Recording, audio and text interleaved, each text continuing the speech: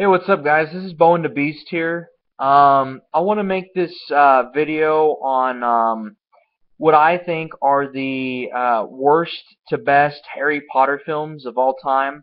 I have seen all 8 movies. I've seen all of them in theaters, and I have read books. I think I've read The Sorcerer's Stone up to the Order of the Phoenix. I did not read the HalfBlood Prince, but I've read these books a long time ago, so I really don't remember them. Um, but after watching the films, I want to make this video on what I think are the worst to best. And I've heard from a lot of people, man. They said, man, you can't rate them because they're all really good. Well, they're all really good, but I think some of them are just way better than the others, and there's some that I thought just stunk.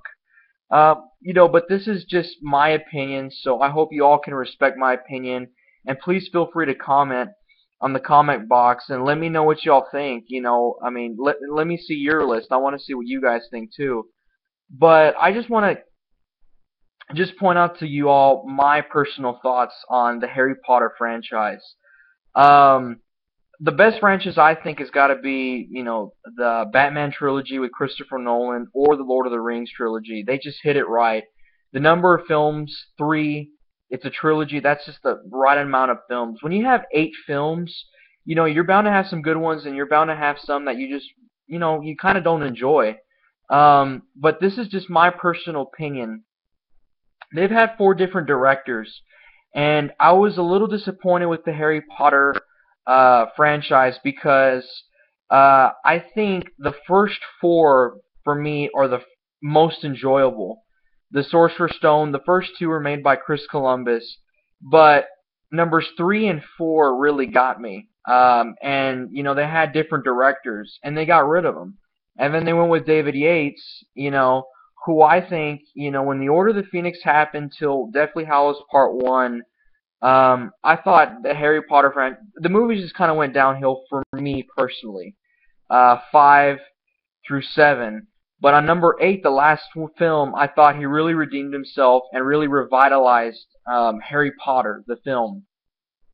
So, with that said, that kind of gives you a hint on like what my list is going to be. So it's going to be based off of that.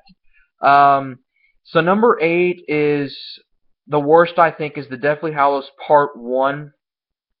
This movie, because the book is so long and there's so much to cover, they have to split this into 2 movies.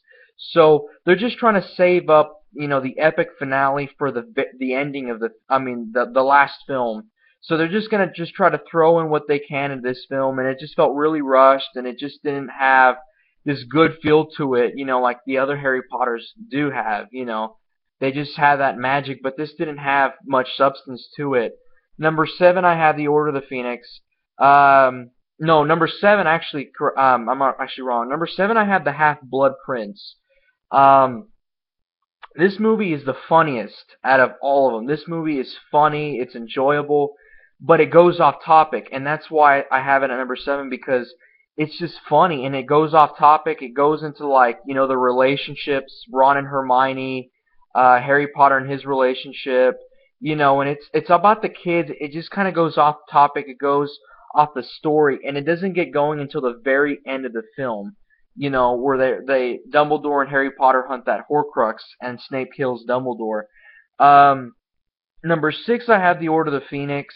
This has a really good action sequence at the end of it with Voldemort and Dumbledore, but Harry Potter, it's really emotional because he builds this army of all the students and they fight really well, but they don't show up at the end and they don't help him out.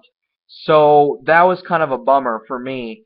And Umbridge was not. She's probably my least favorite Defense Against the Dark Arts teacher, Umbridge. And a lot of people will like her, but I personally don't. Um, Number 6. Number 5 for me is got to be the Sorcerer's Stone. Sorcerer's Stone is a good film. I love that Dumbledore. I really. Professor Quirrell was alright. It's a good film because it's the opener, it's the beginning, but they're young, the actors are young, they're like little kids, so they haven't really reached their full potential yet, but it has got a great story and it moves a little slow. So that's number 8, 6, 7. 8, 7, 6. That's number 5 for me. Number 4, I have the Chamber of Secrets. Now, this has a really interesting plot to it. It's a good film. Still not my favorite, but it's really enjoyable. The upside of this film is Gilderoy Lockhart for me. I thought he was a terrific and funny Defense Against the Dark Arts teacher. He's really enjoyable. The duel with Harry Potter and Malfoy is really cool too. So this is why I really like this film a lot. Um, number 3, I have to say, would be the Harry Potter and the Deathly Hallows Part 2. This is the most epic and intense film. This has a lot of stuff going on. It's the finale. A lot of you all are going to disagree with me on this one, and I can see why, because it's the last film. This is where Voldemort finally dies. Neville really shows you who he really is. Um, it's just great. It's an overall great film. But personally, it's not my favorite. It's just really action-packed and intense. But I mean, as far as the plot goes, it's not the most appealing to me. But it is a great film, and all of you are going to enjoy it.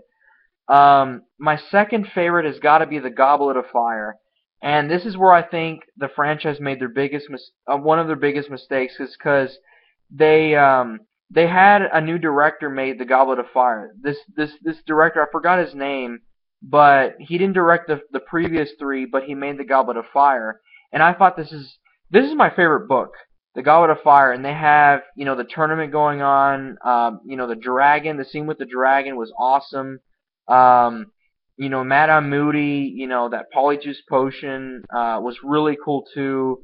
I mean, I just really enjoyed this because it has that tournament. It has the Quidditch World Cup at the beginning.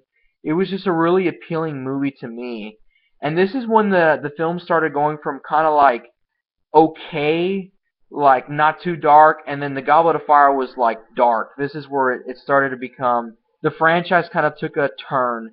It wasn't like so childish anymore. It was starting to become a little darker. Um, and personally, my favorite of all time is Harry Potter and the Prisoner of Azkaban.